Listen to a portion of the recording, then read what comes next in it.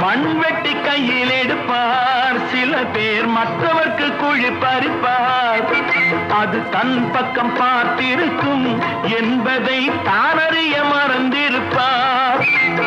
பந்தெடுத்து விட்டு எறிந்தால் சுவர் மேல் பட்டது போல் திரும்பி வரும். பந்தெடுத்து விட்டு எறிந்தால் சுவர் மேல் பட்டது போல் திரும்பி வரும்.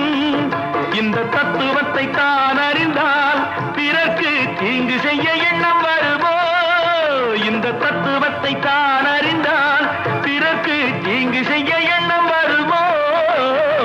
அறிவுக்கு வேலை கொடு, பகுத்தறிவுக்கு வேலை கொடு, மூட பழக்கத்தை விட்டுவிடு. காலம் மாறுது, கருத்தும் மாறுது, நாமும் மாற வேண்டும், நம்மால் நாடும்